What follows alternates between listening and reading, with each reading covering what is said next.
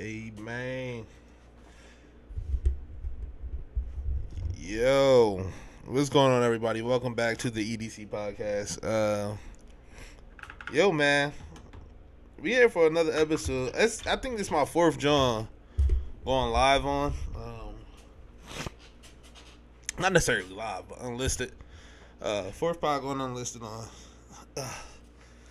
And it's been getting like, I actually been trying to find a balance of talking to people that's been invited to the live, John, and also finding that that balance of that, talking to people in the live chat, and making sure I'm still doing the podcast. Because at the end of the day, that's what I'm inviting y'all here for.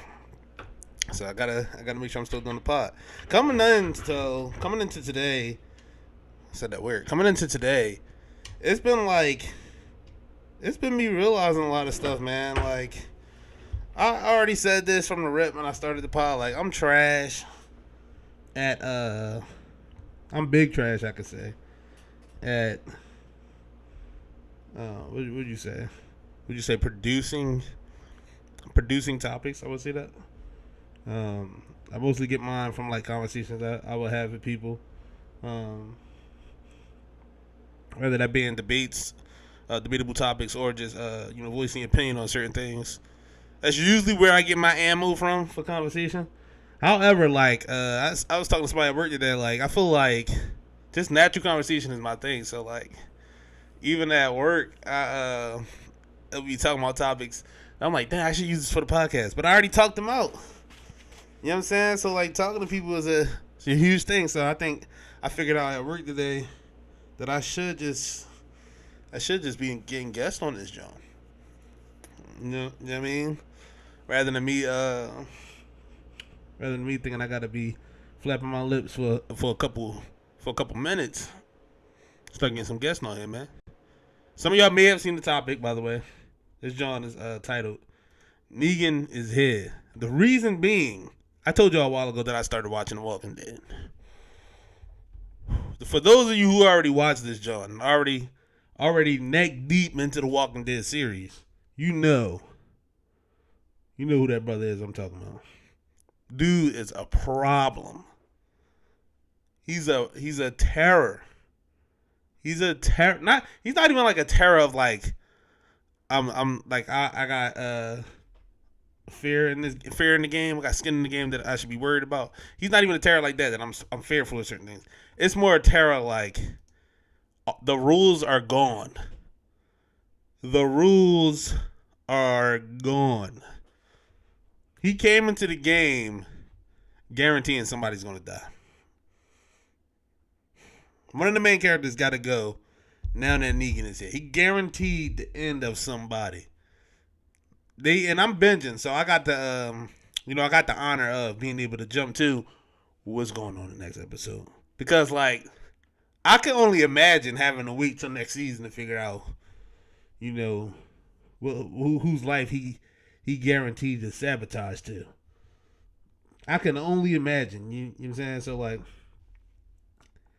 I truly am grateful that we live in a world of binges. Cause I told y'all before, I'm a binger to the core. To the core, I'm binging everything. Everything is being binged. There's no ifs, ands, or buts about me watching something. Oh, is he gonna binge it? He gonna let it sit through? I mean, it's been certain things like certain things just too long for me to watch. Like One Piece, they passed 1,000 episodes right now. I had to take breaks. There's no way. I mean, and the break that I took was after me watching about 300 episodes. You know what I'm saying? So I had to take breaks from One Piece when I first started that job. Now for TV, it's kind of different because like the episodes I expect to be like an hour long. So if I'm binging a TV show, I'm all in. But you got me in there for a solid. I'm in there for a solid month, 2 months.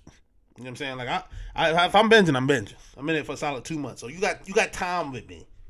You got the time with me. You know what I'm saying?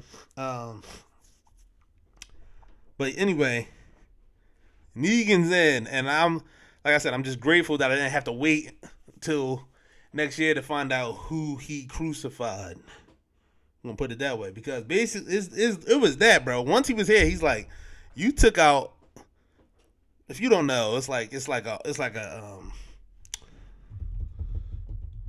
damn near post apocalyptic. I want to say they in a post apocalyptic world where like there's villages now. You know what I'm saying? It's like there's villages and then outlaw. There is no law, for real, for real. There is no law. Like you know, it's kill or be killed at this point in this world. So the vanilla cream, you heard it. It's kill or be killed in this world. So like, ain't no law to take care of the bad guys. So if the bad guys show up and they better than you, you're done.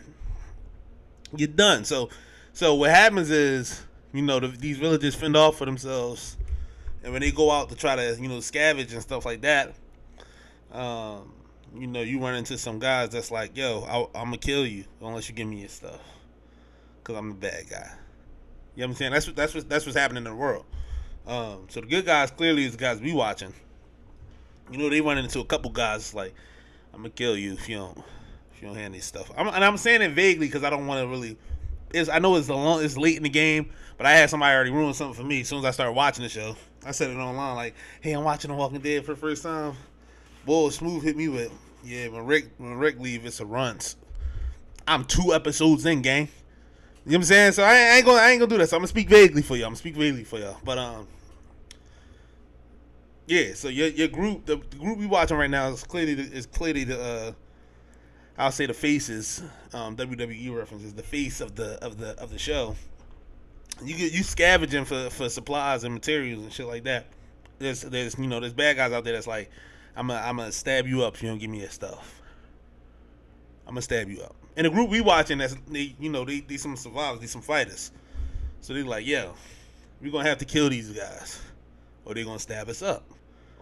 That's their struggle. I gotta kill you so you don't stab me up. That's a struggle for them. Clearly internally, like I don't want to kill another human being, but they're gonna jab us up. We got to defend ourselves. We got to take them out. So, they can't jab us up and no one comes back for us.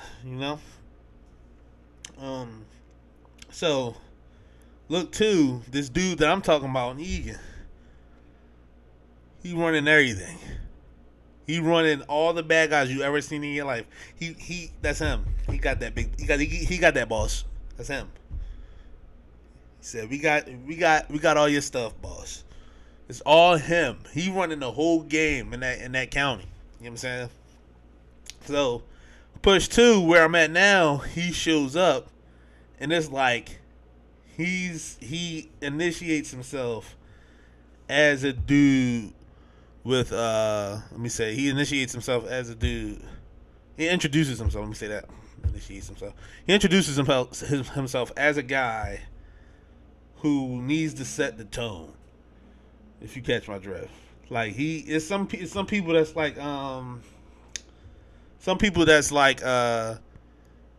you could be a leader or something, but you also there's different ways to lead. This guy whole stance is leading on. There's a level of fear there. It's like, oh, what's going on? There's a level of fear there for this dude who's leading this group of basically villains in a sense, to where it's like, yo, he has to lead with fear in this joint. So like his whole stance when he introduced himself into the show is like, yo, if I tell you don't write in my book, you know what I'm saying, pull out a pen, I'm gonna have to kill you. I'm gonna have to smoke you. Walking Dead. Did you watch the show? You watched The Walking Dead, Gloria? I'm curious. I'm binging it for the first time to keep it 100. I'm binging it for the first time ever in life.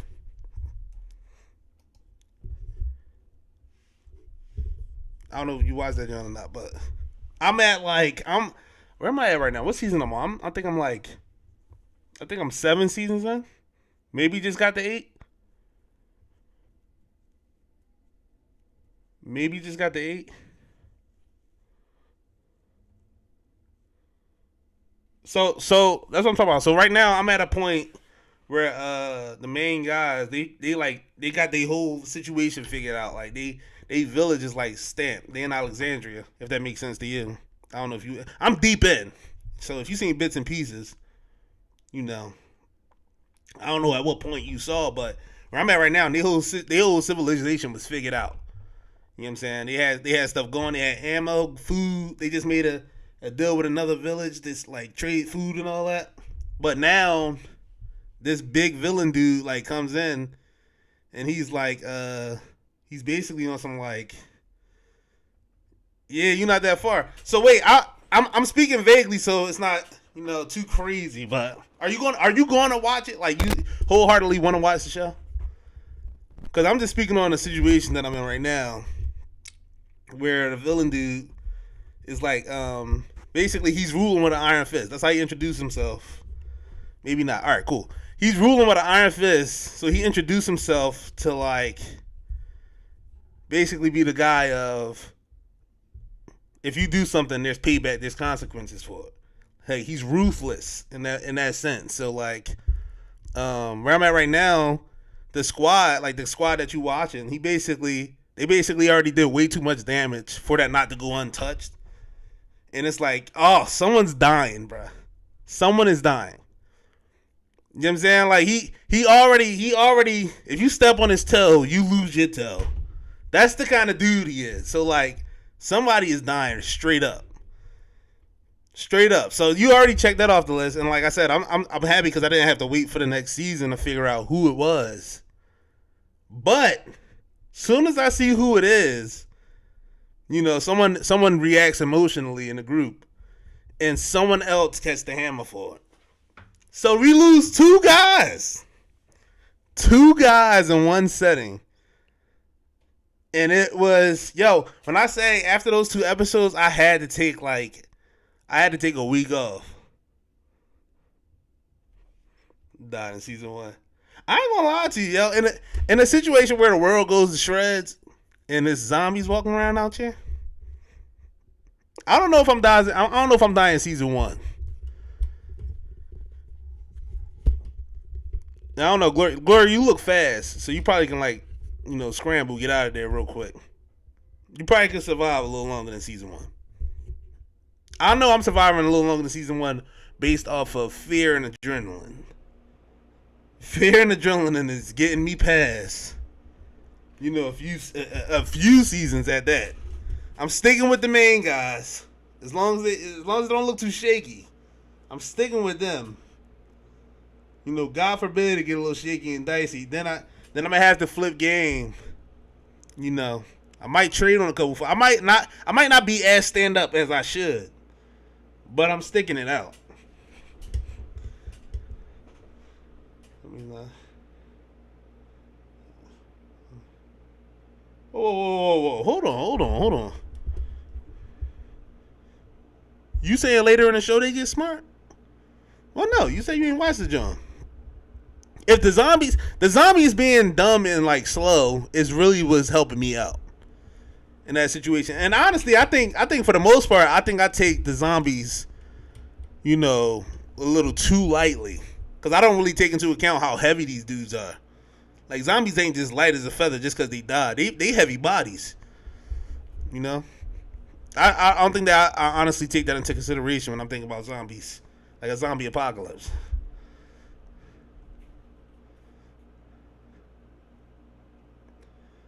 No, wait, zombies didn't develop.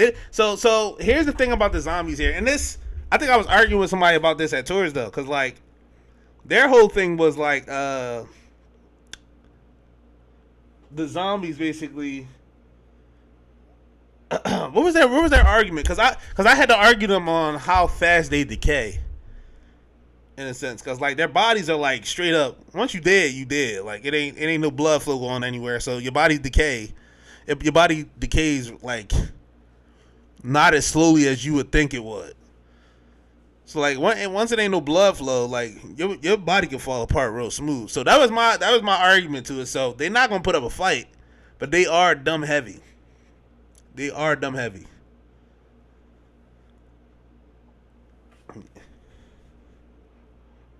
They already did.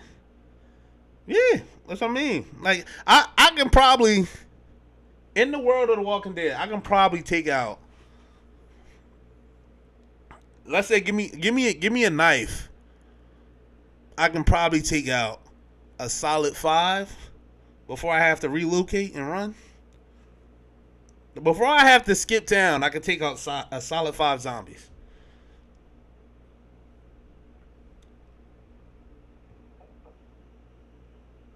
Oh my god, bro, they suck. A solid 5 zombies, I'm pretty sure I can take out. But that's putting me past season 1, 2, and because they in cars. They in cars in season 1 for real, for real. They already in the car. So all you got to do is get out, stop at a gas station every now and again, siphon some gas, or stop at whatever car you pass by, siphon the gas out there, John, and keep it pushing. You can survive. You can legit survive a zombie apocalypse for like, I don't know. Here's the thing. What comes with zombie apocalypse is like people too. Like people suck apparently, and this is based off of The Walking Dead. This is based off of what's that other zombie John? I just watched a horrible zombie movie. World War Z was horrible. I don't know if y'all saw that John or not, but World War Z was horrible. Horrible. Legit didn't like that John, like not once. Not one part of the movie was like, dang, this John fire. It was horrible. However, those zombies in that movie, you ain't taking out none of them. 1v1, you done. Unless you got a shotgun on hand and you just can't mess with the shotgun.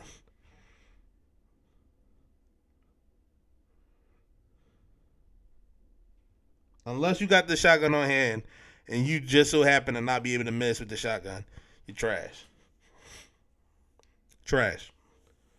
With a knife, like kitchen knife. A kitchen knife? No, not a kitchen knife. Not a kitchen knife. Like a hunting knife, like one of the long johns that goes straight through your chest, come out the back a little bit. One of those johns, you can survive a little bit with. Hold on. I'm trying to see.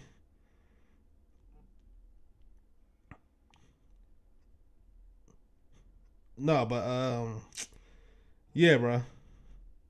You can survive a few seasons of The Walking Dead zombies. World War Z zombies is done. You're done. There is no talking about that, bro. There is no talking about World War Z zombies. You straight cooked. Those don't. They like. I still don't get the movie like. And I'm flipping off of Walking Dead right now because like this really annoyed me just now. The World War Z zombies, like they basically got superpowers.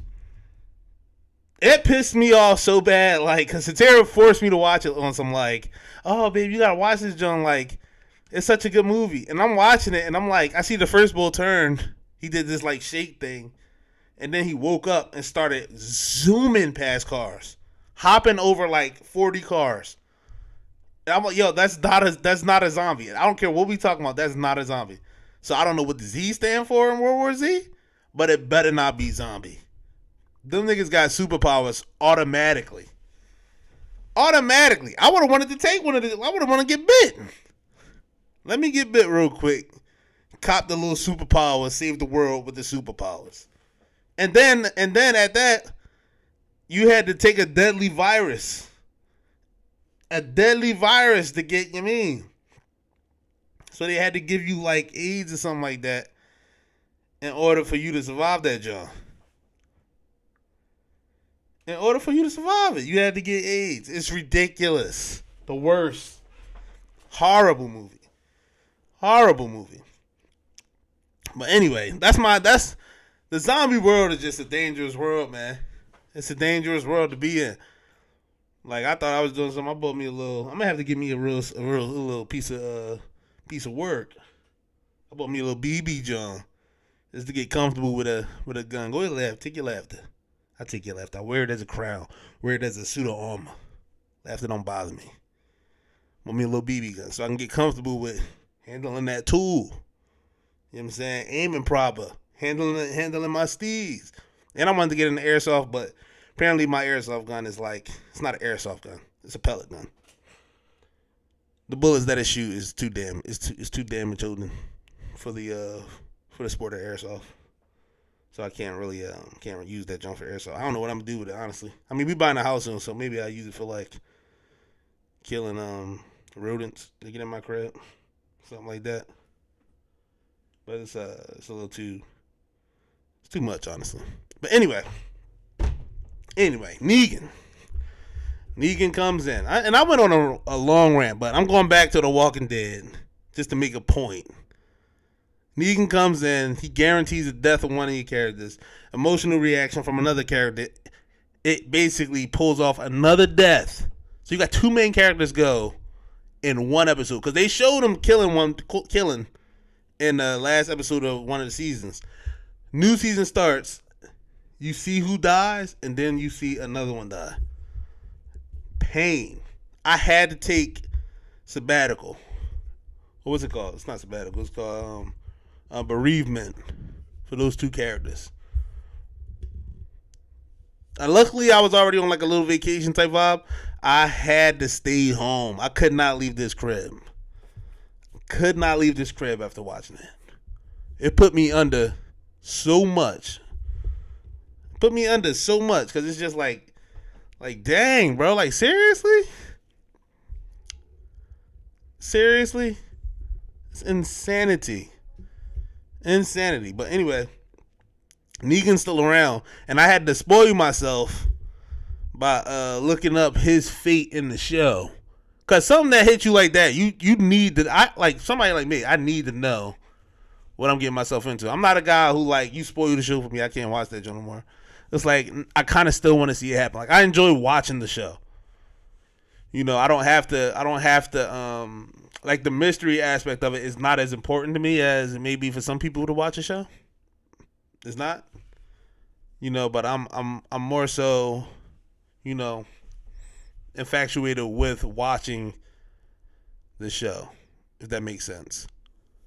Like you can tell me like E. And it's just, I'm only bringing this up just because it's like a broad joint everybody should understand. Like, E. Star Wars is such a good movie. It's like a good series, I should say. It's like or saga. It's like it's the dude. He's trained to fight this evil guy because the evil guy is taking over the world, whatever the case is. And while he's trying to fight the evil guy, his sensei dies, and you find out his sensei was the evil guy's teacher. And now you training to beat your teacher's ex-student, and then while you fighting your teacher's ex-student, you find out that's his dad, man. He is Pop. He is daddy. You know, that wouldn't hurt me because I would still want to see how everything came together, how his dad became this evil dude, how the evil dude is this evil yet was able to have a kid. You know what I'm saying? I really enjoy movies and storytelling on that level to where it's like you can't ruin a story for me by telling me what happened. Like I still need to see what happened. I still need to see how they said it, what they said. Like I enjoy the acting aspect, the writing aspect, the capturing of the camera. Like I enjoy it to the point of like again, I just need to see it. Now a book you can ruin for me. A book you can very much ruin for me. Oh, this happens at the end of that. You know, I hate to say it, but I hate reading anyway. So you can tell me whatever you want. It don't really matter. I can. It's just very boring to me. Very boring. I can listen to audibles all day. I can listen to audibles, but to read myself because I got a creative voice in my head, like go through how I want them to say it. I don't feel like it. You know what I'm saying? So like, Yobo Yeah, but let me ask you something, Bo. Do you think is it hard for someone to ruin a show for you? If you heard anything I just said, let me know. But if you didn't, answer the question. Is it hard for someone to ruin a show for you? Or like how do you watch shows? Like where do you get your jimmies at? If that makes sense. Because like I said, what I just said, it won't ruin what you say. Like for me, the show is like it's more than me like watching a story happen. It's more so me like watching how the story happens, how the actors are acting, like that whole vibe. I watch them way after the fact too. I'm a binger. Me and you in the same family. We both binge, big binge, and binging is cold, man. Binging is life. You know what I'm saying? Binging is the way to go in life. If you can get to it, I honestly would advocate everybody don't watch a show when it drop. I would say wait until that shit over so you can go back, and binge it all the way through. So I always see. So you like watching the spoilers of things? I'm not the only one. I don't like watching the spoilers, but I like knowing what's going to happen. I was saying as an example, but I'm watching The Walking Dead right now. There's a character that's introduced who's pure evil right now. Pure evil. To the point it's just like I had to, after watching the episode he was introduced in, I had to take a couple days to get myself together on what I just saw. Pure evil, right? And I had to, after seeing that, I had to go back and not go back, but I went online and was like, what happened to Main Cuz? What happens to him in the show? And I had to see what was going on because I'm like, I can't watch him, for too long. You know what it is? You see, Negan, yeah. I took a little bereavement time off after his introduction episode. That was a hard time. That was a hard piece, man. Negan is a big deal. That damn scarf and leather jacket sent me over the edge. That scarf and leather jacket sent me through the roof, man. Through the roof, like it. I still can't get. I'm pissed. And you know what's crazy? When Dave Chappelle did Saturday Night Live, I think it was around that same time in 2020. I think that episode dropped. It was like I remember it from that sketch. So I'm like, the whole time I'm watching the show, I'm waiting for that scene. So I remember everybody was bitching about somebody dying, but I couldn't really remember who it was, like who died. But it was like crazy. I don't mind spoilers, to be honest, because I know that comes with watching a hot show after everybody else already. Yeah. Like, it's no big deal. Like I said, the spoilers to me don't really matter as long as I really don't want to see it unless it's in real time. Like, unless I'm there. But, like, if I know what happens, like, to get me to watch One Piece, my friends legit, I told them, yo, tell me basically hot points in the show. So, spoiler alert for anybody who watching One Piece, mute me for the next, whatever, minute or so. But they had to tell me certain things like, oh, you find out this is his brother or whatever the case is. This dude dies, or, this guy runs the whole city. He dies. This guy runs the whole world, honestly. And this is main man right here. Like, shit like that, you would have to tell me. Big spoilers. For me to be like, oh, I gotta watch everything about this show. It sounds intriguing. Intriguing. The story unfold. Yeah, so like that's what I mean. So like I have to, man. Watching a story unfold is better than sex. I see it right here. Watching shit unfold the way it's supposed to is like, oh man, I tell you. Oh, I'm trying to remember the last thing that was told to me, and I had to watch. Honestly, no. I'm talking about right now, The Walking Dead. So like when Dave Chappelle, they did that skit on Negan, the whole show I was watching the show just like, how is it going? How we getting there? You know what I'm saying? I'm like, the whole show, I'm like, all right, that's cool, this happens and all, but how do we get there? You know what I'm saying? Like, how we get to the point where all these niggas is lined up and, they taking cuz out the game. Yeah. It's not even a time. That's facts too. The time wasting thing is facts, but it's like, yo, you know what I wasted my time on? Cut 2. The Godfather Part 3. Fuck everybody that told me to watch The Godfather. Not fuck you, but like, you should have warned me. If you haven't watched The Godfather yet, Bo, I encourage you to watch it. But Part 3, you don't have to watch. That's how you warn somebody to watch that show. That's how you warn somebody to watch The Godfather. Watch Part 1 and Part 2 is good too. It's okay. Part 3, you don't really have to. You don't gotta waste your time for Part 3. You can skip that, John. That's how you warn somebody to watch The Godfather. You don't just say, "Oh, it's one of the greatest trilogies of all time," because it's not. It's not. Hot take: The Godfather is not one of the greatest trilogies of all time. If they stop at 2, it's the greatest sequels of all time. Greatest duo, I would say. How you say trilogy for 2? It's the greatest bang bang, the greatest front to back, the greatest double take. You know what I'm saying? The greatest 2 banana split. The greatest pair of titties all time is The Godfather on film. The greatest pair on film is The Godfather. If they stop at 2, because they went to 3, that kind of ruins it for you. That kind of ruins it for you. And there's a lot of movies that if they had stopped at a certain point, it would have been the greatest whatever length that is. But because they went on, it's just like you can dirty something up real fast. Naruto could have stopped that pain.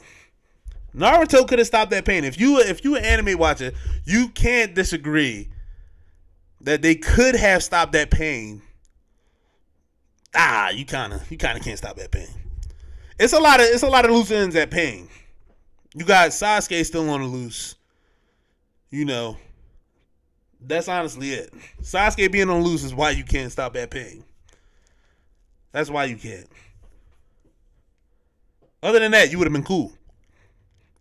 To stop at Pain dying, the Akatsuki falling apart in pieces. You would have been, honestly would have been fine.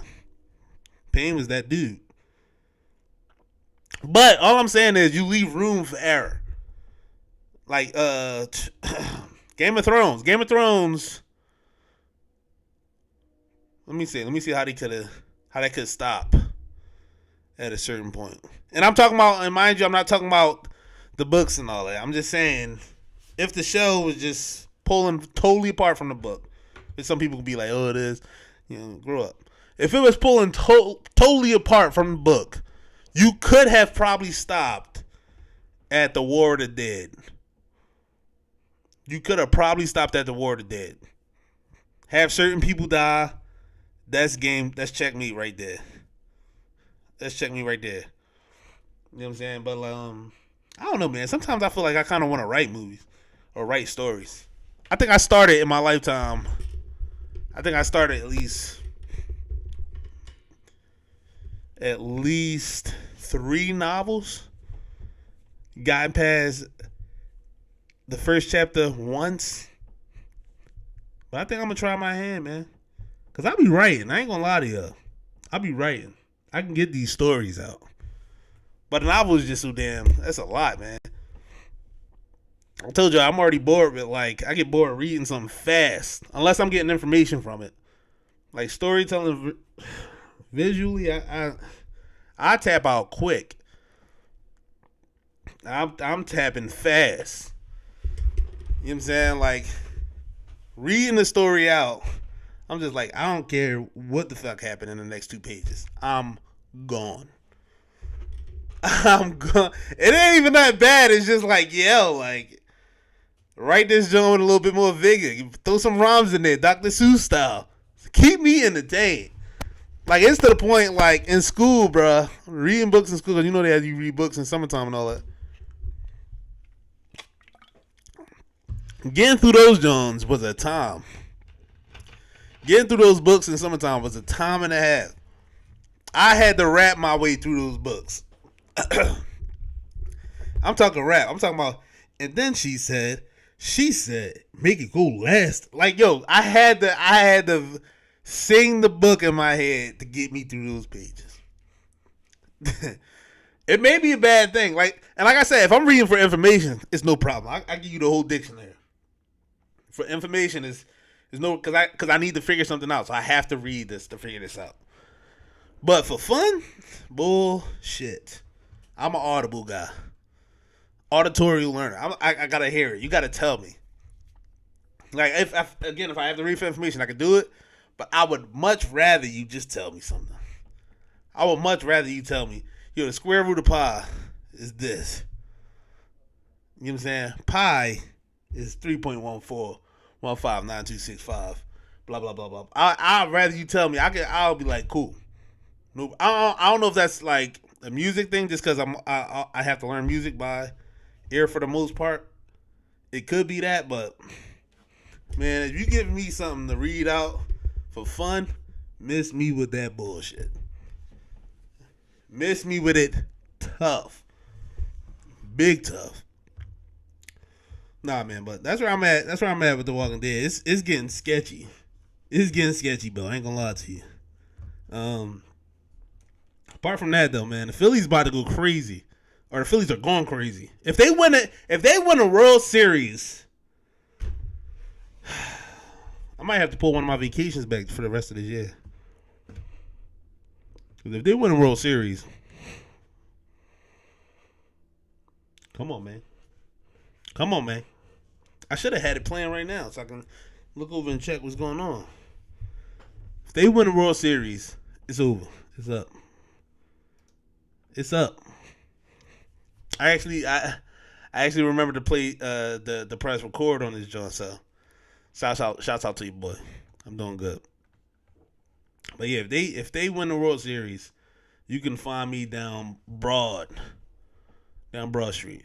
You know what I'm saying? Going crazy. Because Philly's in a good place right now with sports, period. Sports, period. Apart from James Harden situation. We in a good place. What the hell? Yo, what happened to Zaire Smith? Does anyone know what happened to Zaire Smith? Basketball player for the Sixers. He was supposed to be that guy.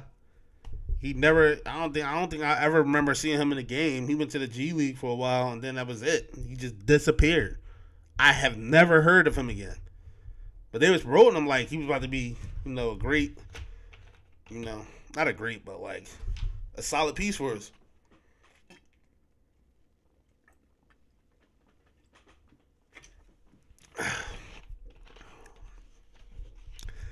That vanilla cream is something different. That vanilla cream, that kicks you right in your back. Big time. Big time, man. But yeah, man. What the hell happened to Zaire Smith? That brother he's just out of here. For no reason. No reason at that. Yeah, man. Honestly, again, I be trying to find topics, come in here and destroy y'all with, but it don't be going like that. Oh, Sexy Red posted it was like a sex tape. Sexy Red got a sex tape online. Well, I'm not a fan. I didn't watch that, John. I'm not trying to watch that, John. But first of all, that's trash. Like, whoever posted that is garb. Especially if she didn't do it. Like, you trash if she didn't do it. If she did it, it's like, dang, that's kind of wild. You drawn. But if she didn't do it, whoever did it is garbage. Whoever did it is garbage. And they like, even though she already, like, exposed herself a lot. Not exposed herself, but, like, put herself on her sexuality on Front Street. Frowned upon by some, looked up to by others. It is what it is. Like, whatever side you on, it is what it is. Even though she do that, having somebody post your bomb page, your bomb video on, that's kind of trash. I ain't gonna lie to you. It's kind of trash. But it's like, who you smashing that did that to you? You know what I'm saying? Like, It's kind of nutty, man. Bo left too as soon as I started talking about this. She probably left before then, but I'm glad he ain't me. She be giving me grief over that. Like it's solid that she did it or something weird. But no, that's wild, bro. I couldn't imagine having somebody threw my glizz out there on Front Street for everybody to look at without my permission. Yeah, if I give you my permission, it is what it is.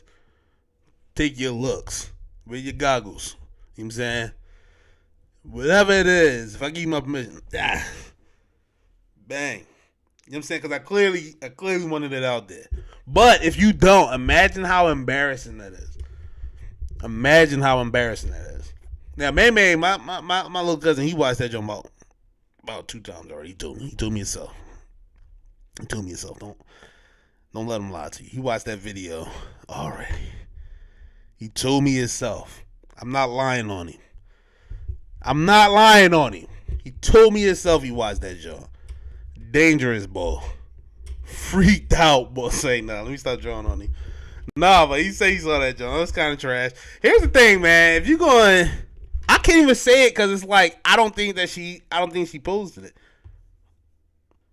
It's a hard topic to discuss because it's just so many like, did she do it? Did she post that joke or is somebody drawing on it? Because if somebody drawing on it, that's dangerous. That's dangerous, man. Because that's embarrassing. Like it doesn't. And people jump on the idea like, oh, it's just to boost her, boost the publicity and everything. That's not good publicity. No matter how you slice it, there's been one person to, benefit from their sex tape being put out. That's Kim K. Famously or infamously, whatever. What famously, honestly, you can say that for being, being beneficial to her is her sex tape. Like on the other end, Ray J, he caught a couple slaps for that. I would think he caught a couple slaps for that. I honestly couldn't read that for you. I don't really see a lot of kickback for Ray J on the sex tape. Like he definitely big ups himself a few times, definitely for hitting Kim first, hitting Kim before the glitz and glam. He big ups himself a lot on that. At least he did in the past. So, Nick Cannon big up himself, smashing Kim back in the day. So like, that's crazy, honestly. Like, bigging up themselves on the shorty. That's wild. I never even thought about that. Like, getting the stamp for smash. But I guess that is law right there. You get stamped for smashing certain shorties. I guess it is. Dang, that's crazy. That's like a public example on the double standard of like, the sexual activity taken from men and women. That's a big example for that. Like blatant example. I never even thought about it that way, to where it's like shorty is getting shamed for the discretions. But I guess it is. On the flip side, she is kind of getting passed around in that sense. I guess that is the idea. Like, it's just like, and dudes are just running through. That's crazy. That's crazy. I guess the more comparable factor for Kim would be Pete. In that sense, because Pete been around the block. That man deserves a trophy. Every boy in the world will give Pete a trophy for what he's accomplished in life. We all know what he's accomplished in life. We all know. I know shorties who trying to smash Pete right now. I know you. You already told me. The shorties I know trying to smash Pete told me they want to smash Pete Davidson. So you can't even lie if I approach you about it. Golden Bree. Oh, is that Bree? You smashing Pete? I know you are. I know you smashing Pete. What the fudge did I enter? You heard right. I'm talking about Pete Davidson and Kim K. Like the double standard on them. I was going into a little. It was basically like I don't know. I was talking about a lot of stuff, but I ended up talking about that. You just so happened to hear. You don't want Pete? Hold on. Because I heard Pete is a sex symbol among some. Okay, so you on that side of it. So that's I personally was like, oh, I didn't think he was that good looking of a dude. Like I know he dresses really nice and stuff, like not nice, but like his fashion statements, they put you over the edge sometimes. But some girls I know was just like, yo, I'm all in on that Pete Davidson. Yes, you heard it, yeah. I'm not lying, man. I can call. I'm not gonna do it to her because she's in a relationship right now. I can call a specific girl right now who's all in on Pete Davidson. All in on Pete Davidson. But anyway, my whole point was that's like that's a prime example of like Kim running through people is like, nah, she's getting passed around. But Pete has been winning. Yeah, man. Yeah, man, it's real. It's real in these streets. Hold on. Okay. Oh, Golden Brie. Is it supposed to be Golden Brit or Golden Brie? You throwing me off because I can't see the pictures from afar, like how far I am. I can't see it. Because if you who I think you are, or who I thought you are, your answer surprised me a little bit. Big surprise. See.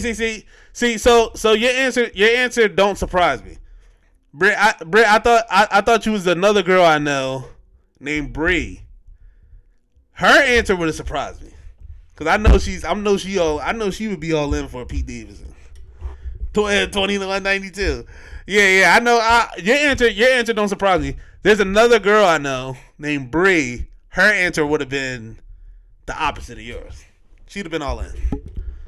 She'd have been all in on Pete. But yo, let me ask you something. Do you think that they're looked at as? You agree that they're looked at different? Like Kim and Pete. Like Pete's past is he's running through shorties left and right. Great shorties, by the way. Amazing shorties. He's running through them left and right. Kim has been ran through, but why is it looked at as that way? Why is it looked at as Kim being ran through and Pete running through? Because it's jacked up that it's the double standard. But why is that? Like why is that the go-to? Because I didn't even think about it when I said it. It's just like that's what it is. That's what it is, man. And girls do get the bad rap for it, man. It's wild. Definitely agree. He runs through the baddies. She's just trying. Oh, so you think her intention is the problem? Because Pete is known to be like the romantic type that's trying to find his way. And and Kim is known for like clout chasing, kind of smashing baddies low key. While he's.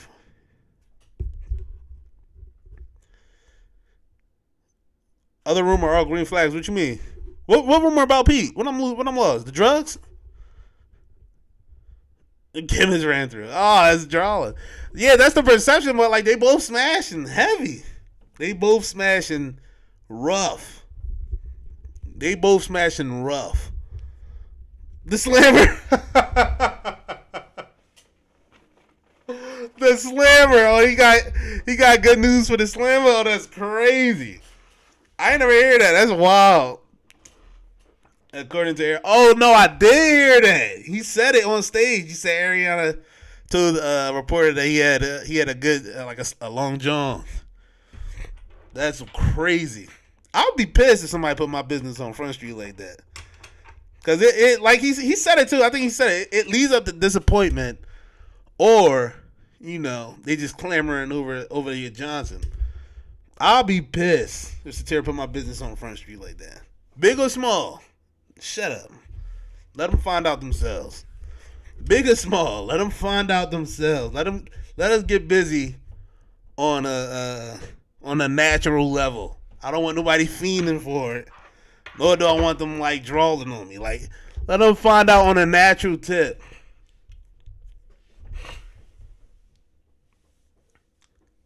Wait, hold on. What you say?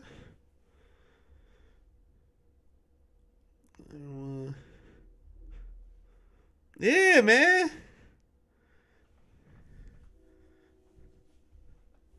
It's wild, bro. It's the embarrassment is probably not there. It's just like, stop looking at me.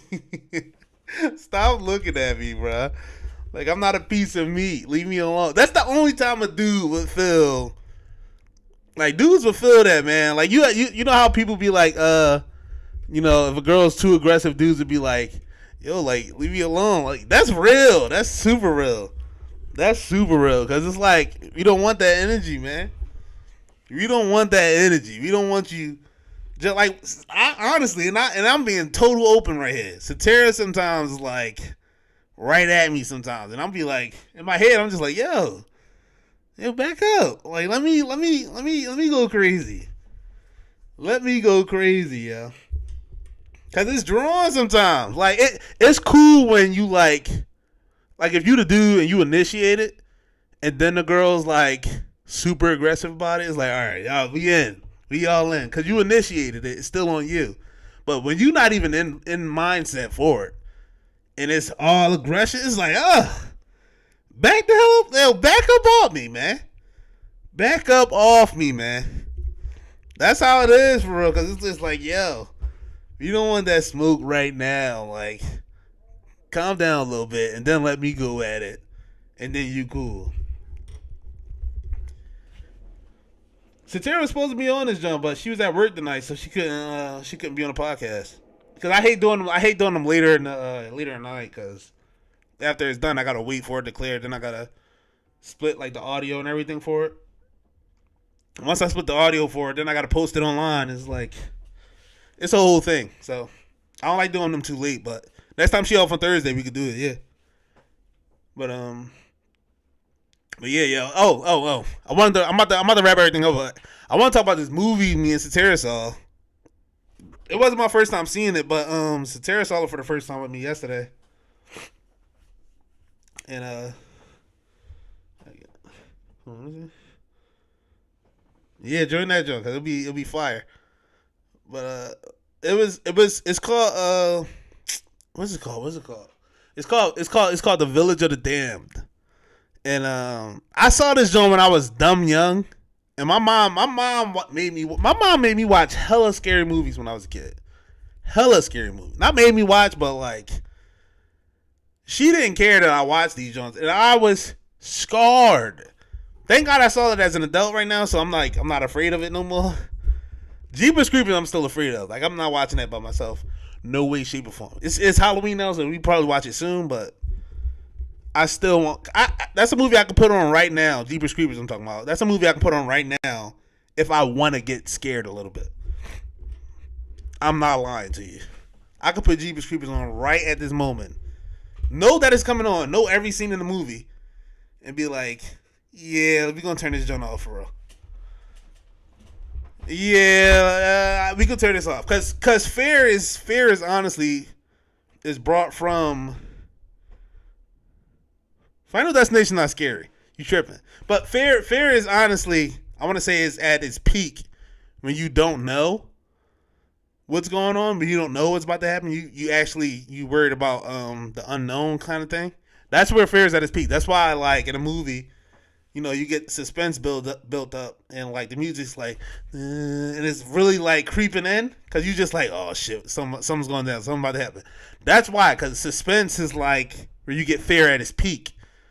But like, Jeepers Creepers has me scared all the time. Number 3 is not that scary. Number 2 is not that scary. It's a little creepy, but it's not that scary. Number 1 puts me over the edge every time.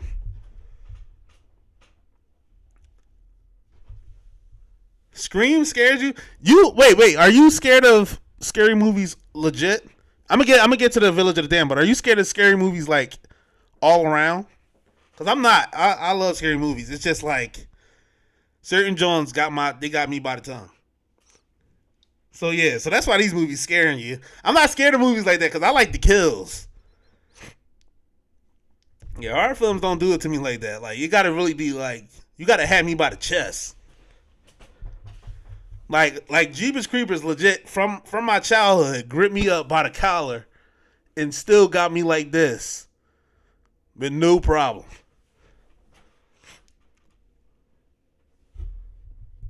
Oh, the light on. You gonna raise your electric bill. Jeepers Creepers got me like this. And he ain't let me go since I was about 5 years old. Or however old I was when that joint came out. Still got me like this. I'm just sitting here like this, grown man. Grown man, sitting like this. Because Jeepers ain't let me go yet. That's how scarred I am from that movie, yo. That's how scarred I am.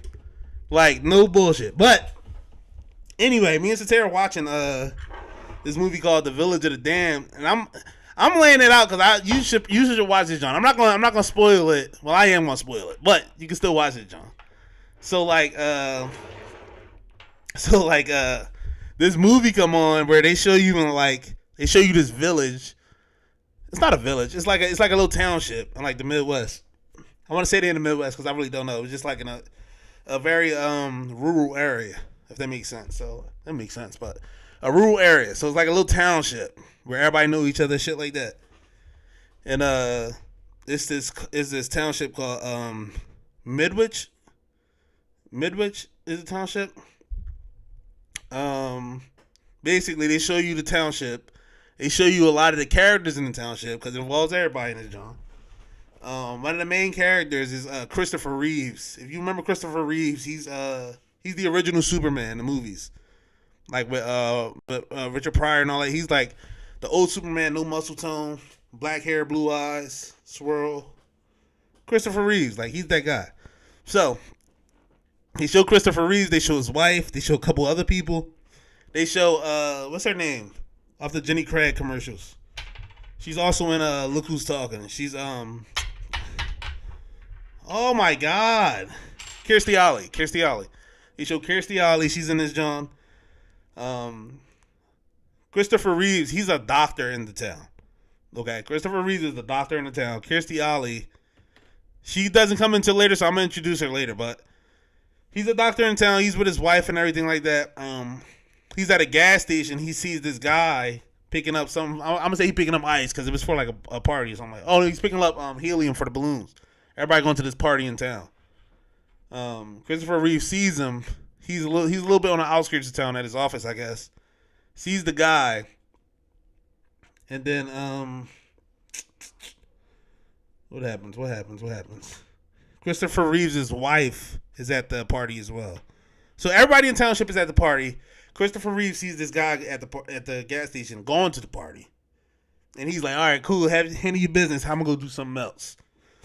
Long story short, the town at the party, everybody falls asleep. Every person in the town, every animal in the town, anything that breathes breath goes to sleep in the town. They're all knocked smooth the fuck out. For a solid, I think it was it's at least a few hours or something like that. Everybody's knocked out. And then it was definitely a few hours because what happens next is the government notices this township just goes off the chart. Like this, it's blackout. It's a blackout. This is what they end up calling it as well. Township just goes in the dark for the blackout. So the government sends out the army to set up a perimeter around the township. Right? So what happens is the army gets there. Christopher Reeves is pulling up now like, yo, what's going on? Like, what's happening? And then they send somebody in with a gas mask because they we don't know if it's chemical. We don't know. You know what I'm saying? What's going on with this junk? Dude with the gas mask walk across county lines, falls right the fucking asleep. So now it's like, yo, it's not gas because all we did was draw a line right here on the ground. If it gets to us, we'd be knocked the fuck out right now. Like, it's not gas. Bull walked in with the hazard suit on, falls asleep right there in front of us. And they drag him out and he's still asleep, unconscious. They had a rope on him, dragged him out, he's still asleep. So, next, while they like, yo, get a blood sample from Cuz that we just pulled out the John, Christopher Reeves is like, what the hell is going on here? Figuring out what's happening here. Like, yo, he's a doctor, so he's like, he's drawing a hypothesis. He's getting his thoughts together. Oh, what's going on? My wife's in there. I don't know what's going on. This is why he's worried his wife's in there. Kirstie Alley comes up, and she's like, she's running shit down. She's like with the government. She's like, yo, put this over here, blah blah. She's smoking a cigarette. Yeah, you could throw the body right there. She's not worried about it at all. She's not curious. She's curious, but she's not like she's not panicking. She's just like, yeah, this is crazy. This is crazy. Throw the bodies over there. Yeah, like, this happened. She's running things, right? So she's like, yeah, it's not chemical. It's not, I'm not sure what it is. If it was chemical, blah, blah, blah. Like, she's laying stuff out for Christopher Reeves as if she already came to these conclusions off the strength of she see what's going on. This is what I'm thinking right now. This how she laying it out to him. So he like, damn. He's like, well, you from the government. You seem to know a lot about this. I'm going to stay in contact with you. Like, I'm the doctor in town. Let's keep in contact. Let's see what's going on. So, everybody start waking up in the town while they're talking. Like, at that time. So, they only been knocked out a few hours. While Christopher Reeves and Kirstie Alley's talking, everybody in the town start waking up. You know what I'm saying? So, like, they see a couple cows start moving over there. Because I told you, every living thing is dead or asleep. A couple horses. It was like horses or cows over there in the field. They see the cows and everything start getting up. Then the two cops on the ground start getting up. The dudes start waking up that they pulled out of there. Everybody waking up. Everything cool. Everything ice. They get to the party where everybody was at. All the cops pulling in. Army going through the township. Getting people identification. See what's going on. They get to the party. Some dude fell asleep on the grill. He fell asleep on the grill. No, they weren't dead. They weren't dead. They were just asleep. Some dude fell asleep on the grill. And, like, if you fall asleep on a grill, you gonna wake up off that sleep. The grill was on. The grill was big. He was cooked well done that whole time. He was cooked well done. So, right there, it points out the fact these niggas was in a coma. They was not, like, they were done. They life stopped right there. Because he couldn't react. He couldn't react from being cooked on a grill. Shorty just saw him and they all woke up and she was like, she started panicking. Like, everybody started screaming like, yo, he cooking easy. He cooking well. Like, he's done. Oven roasted. So he's on the grill. His skin peeling off. So like I said, that points out the idea that, yo, if they were asleep, they were in a comatose, like, slumber. These niggas was rock, right? So, push 2, the scene goes on through the township where everybody's, like, back to normal. But, it pushes to showing everybody, like, yo, this happened, blah, blah, blah. They're calling it the blackout. The blackout during this, blah, blah, whatever the case was. Christopher Reeves notices more and more women are coming into his doctor's office, becoming pregnant. And there's certain women that's virgins coming in that's pregnant, certain women that's like, their husband was away in the war or their husband was away at certain points. They haven't had sex in a while. They're pregnant. You know what I mean? Like, every shorty that can get pregnant in this town is pregnant in this town. You know what I'm saying? If that makes sense. Everybody that can get pregnant, that's human, I'm going to say. That's human, is pregnant. So, Christopher Reeves notices and he's like, yo, this is ridiculous. Like, yo, there's way more than normal pregnancies happening right now. And they're all dating back to the blackout. You know, so like he tells Kirstie Alley, and him and Kirstie Alley, they keeping in touch. They thin as thieves right now. So they keeping in touch, and basically when he reports all the women getting pregnant, Kirstie Alley's like, all right, yo. She lays out a plan, gives it to the townspeople. She's like, yo, everybody's pregnant, and it dates back to the blackout. The government is going to this is clearly, you know, some type of abnormality. Like something happened. Something happened to where everyone's pregnant from the blackout. Like, this is not, you know, intercourse or anything like that. Something happened from the blackout, and everyone's pregnant from that. So the government is going to, you know, fund your family for each baby that you have from the blackout. You know, if you want to go through with having a baby, we going to be letting you know the options. If you had this baby, this baby is from the blackout. This ain't your normal baby right here. Right? So it's like, yo, this ain't your normal baby. You got the option to kill that joint right now. Or if you have the baby, the government will pay you. I think it was like $2,000 a baby for a month. $2,000 a baby each month. You know what I'm saying? And it's like, you know, a lot of people clearly was pressured by the money, because it's like, yo, pockets tight, need the $2,000, gonna have a baby. So push come to shove, most people had a baby in the village, right? During labor, and I'm going through certain points of information because it's all important. During labor of all these kids, the government was there to help out COVID babies. Yeah, having a baby for money. It was a money grab. You know what I'm saying? It's a money grab for a lot of people. And like other people was just happy he was having a baby at that point. But during the delivery of the babies, the government was there, because again, the government is funding a lot of the babies all the babies that's being born from that situation. The government's going to fund you for it. So the government is providing people to help with the deliveries.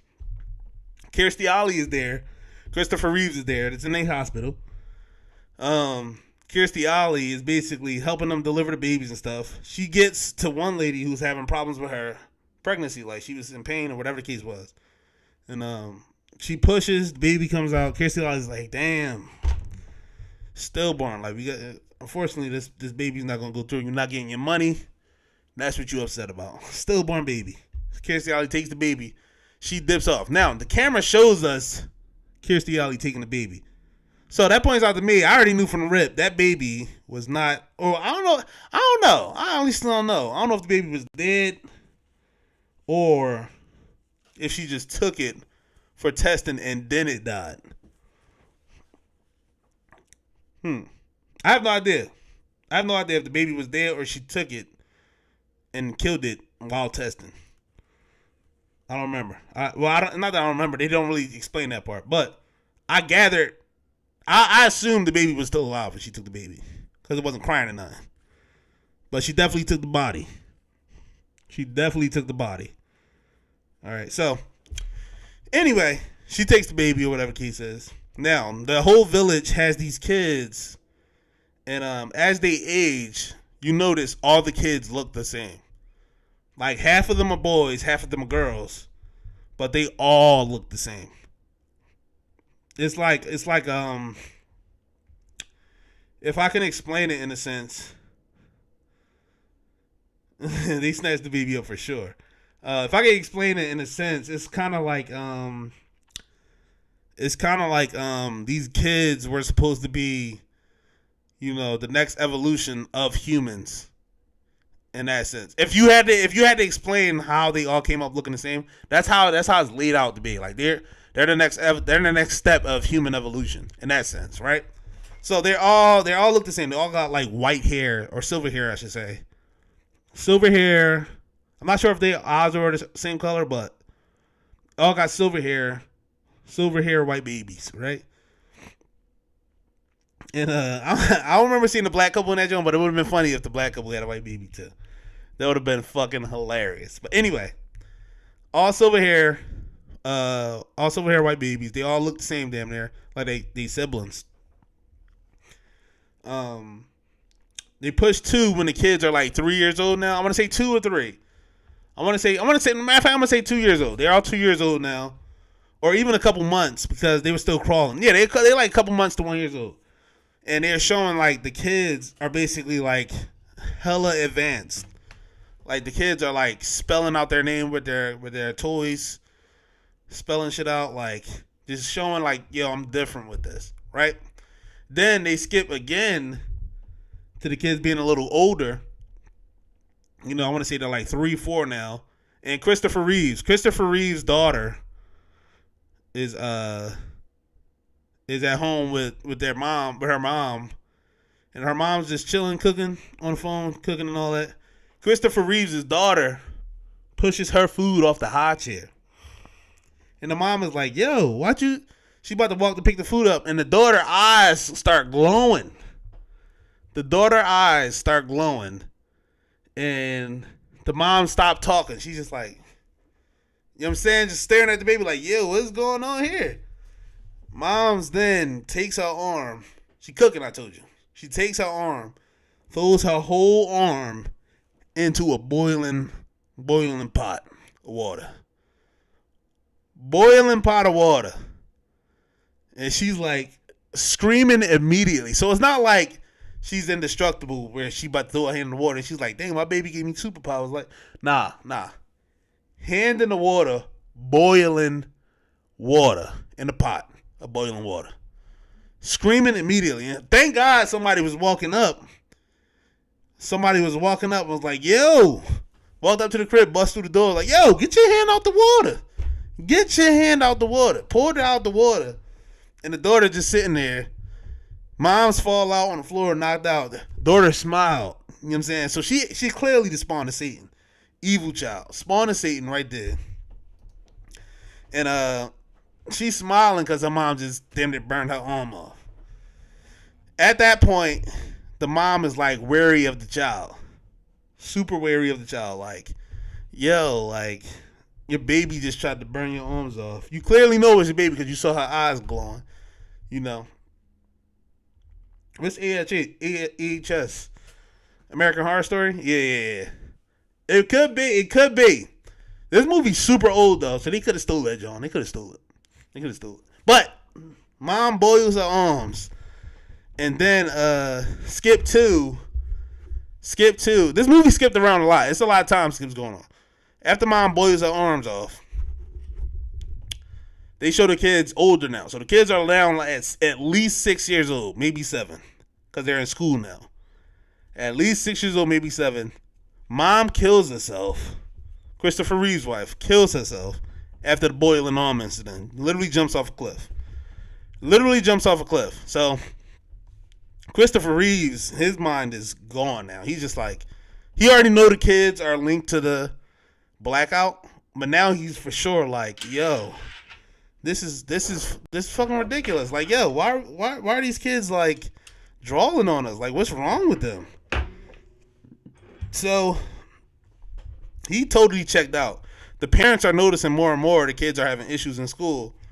You know, they can't be with the other kids because like they're gonna force the other kids to harm themselves. Like, they're drawing. So like the parents, they group up and they can go to Christopher Reeves, like, yo, you gotta take them on, man. For some reason they respect you. Like, I don't get why. Like, what's going on? Christopher Reeves, he, you know, like I said, he already down and out. His wife just died, so he like, these niggas don't know nothing about respect. They crazy. Like, he on that. Like, he like, yo, fuck these kids. He's straight up on that, but he still got a daughter. You know what I'm saying? So he can't say that holy. And he's like, what can I teach them? Like, I don't need. So the people like, you can teach them humanity, man. Teach them humanity. So he like, all right. Bet I'm gonna teach them humanity. So and the mom who told Christopher Reeves he got to teach the kids, her son is one of the kids, but her son, he's a little different. He's like what you gonna call it? He's a little different because he's, I don't know why he's different. They showed a scene with him at the same age, like 6 years old, where he's brushing his hair, or he's looking in the mirror, and his mom comes up to brush his hair, and he took the brush from him and was like, I got this. Ain't no need to get emotional. I'm cool. Like, I'm growing up, mom. It's cool. Brushing his hair by himself, right? Tells his mom ain't no need to get emotional. He's brushing his hair. And for whatever reason, I forget what happened. But his mom was like, "Dang, it's so why don't you cry when things happen? It's okay to cry if something happens." I kind of think his mom was about to cry. He was like, "They can read. The parents know now. The kids can read your mind." So like while he's talking to her, she's getting emotional. While the mom's talking to her son, she's getting emotional, and I think the son's name is Gabriel. I can't remember though. I'm gonna call him Gabriel because I think that's his name. Gabriel's talking to his mom like, why are you getting upset? It's okay, blah blah blah. Ain't no need to get upset. I'm cool. Like he straight up 50-year-old man type vibe. She basically let him know like, yo, well, it's okay to cry, like, if something's wrong. And Gabriel reads her mind and goes, dang, so you're saying like if you hurt, you should sympathize with others because you know where hurt is, right? So that's what it is, man. So Gabe's a little different now because his mom's talking to him about that, but that's not why he's different. So you come to find out, the kids are now like at a certain age where they just moving on their own. Like they 6-7 years old. They taking walks around the town, doing whatever they got to do, doing like just having shit done, right? As they're walking, you see that they're in like a single file line, like in school, like back in the day, like boy line, girl line. They're in a single file line and they're kind of like paired up. You know what I'm saying? So them being paired up, there's like an even number of kids. Wildly, there's supposed to be an even number of kids. Gabriel's in the back of the line by himself because Gabriel's partner, like his girlfriend or mate or whatever they were supposed to be, was the baby that died during birth, right? Crazy, right? So his mate was supposed to be the one that died during birth. So while they're all on their walk, Gabriel's in the back of the line, and Gabriel he parts off of the line after the scene of him and his mom. So soon as he parts off on the line, I'm like, in my head, I'm like, oh shit, like, oh, this kid is about to be the savior of the town because these kids they ruthless, man. They got no emotions, no feelings. Like they ruthless. Like you could die in front of them and they'll be like, that's how life goes, man. Like they ruthless. But Gabriel, he's showing like compassion now. Like he's showing like, dang, he cares about stuff. He's curious about certain things. He's like, okay, why is this happening? Dang, why you reacting emotionally like that? Like that's how Gabe's thinking. So when they walking in the line down the town, Gabriel breaks off. He goes to the cemetery. While he's there, you see Christopher Reeves in the background. Looking at another grave site. So Christopher Reeves is there. We know why. His wife died. So he visiting her grave site. That's not uncommon to see Christopher Reeves there. Christopher Reeves see Gabriel. He goes over to Gabriel and he goes, Gabriel, what are you doing here? And Gabe goes, I'm looking for the one that died. What? Like, what are we talking about? What are we talking here? So Christopher Reeves goes like, he goes like, which one that died? And Gabe goes, the one that was supposed to be with us, like the child that was supposed to be with us. He says a name, and Christopher Reeves goes, he's like, oh well, she didn't make it at birth or whatever the case is, right? And Gabriel's looking around like, where's the body? On some shit, right? Gabriel's looking around like, all right, that's cool, she didn't make it, but where's the body at? And Christopher Reeves goes, I honestly don't know. Like, I have no idea. I believe they took it away. So Gabriel's like, dang. Okay. He walks away. It's the craziest scene in the world. It's like the craziest scene in the world. A kid goes up to you, asks you what happens to another kid that was born on the same day they was born. It's like, yo, she was supposed to be here. He told Christopher Reeves, like, she was supposed to be with me. She was supposed to be mine. It's like what? What are we talking about here? What are we talking about here? Yo, scary is not the word, Brittany. I'm not lying to you. Scary, right? If a child right there told me, yo, this girl was supposed to be mine, she was born with me, I would have jumped out my body and died right there. I would have died right there. That's wild. But anyway, so Christopher Reeve sees that. He goes to Gabriel's mom like, yo, did you tell him about so-and-so? She's like, nah, I ain't telling him about so-and-so. I never told him about that. That's crazy that he knows, right? So now Christopher Reeves, he all intended. He like, oh, these niggas is crazy. These niggas got problems. They something else. They not normal kids. So Christopher Reeves takes the job of trying to teach them. And in the first class,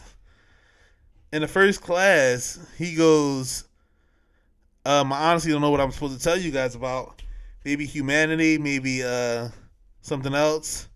And when he said something about humanity, all the kids, well, one of the kids, I think it was the leader. Christopher Reeve's daughter is like the leader of the group, right?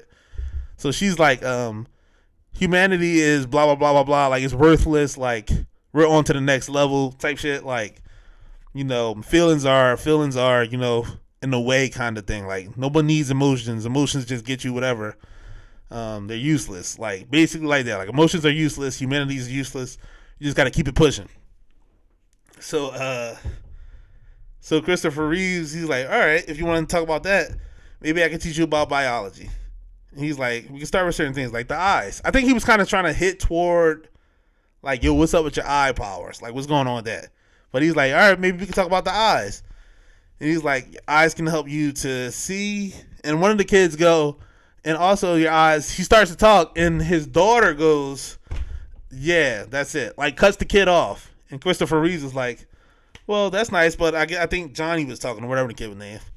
And Johnny then repeats exactly what Christopher Reeve's daughter said. Basically on some like, oh, my boss said I can't talk about that, so continue. Type shit like that, right? So Christopher Reeves sees he does that, and he looks at his daughter, and he goes, you on some weird shit. Like, on some shit like that. And then Christopher Reeve's daughter goes, the eyes is the window to the soul, on some creepy shit. Right there, I die laughing. Because I'm like, oh, this bitch needs to die. Henceforth, she shouldn't be allowed to live from this day forward. Me as a terrorist start dying immediately. It's just some creepy shit to say. So, like, Christopher Reeve's like, all right, that's weird. But he dips out. Somebody called him to the principal office. He dips out. Push come to shove, a drunk dude comes in the classroom, and he's like cursing out the kids, like, y'all all demons. Y'all know y'all demons. Y'all not normal kids. And he's like poking at them with a broomstick, and accidentally hits one of them in the face. And they end up killing Bull. So like after that, the kids just basically rebelled and was like, they all told their parents, yo, we all about to live in that barn. Ain't nothing you can do to stop me. Drop me off at the barn. That's how much power they got, because everybody know they got the power. So like nobody trying to die out this joint. So they all tell their parents, you leaving me at the joint. You leaving me in the barn. Ain't no way you ain't leaving me in that barn. Crazy. Imagine your kid telling you that, and he got superpowers, and he don't mind killing you. He doesn't mind killing you. So it's runts. It's runts right there. So so you all the kids get dropped off at the barn. They all live in there. And basically what happens is shit start hitting the fan where they're running the village now from the farm. Like they're leaving the crib. There's parents that's coming to try to pick their kid up. Like, I miss my kid. Like, I'm picking them up.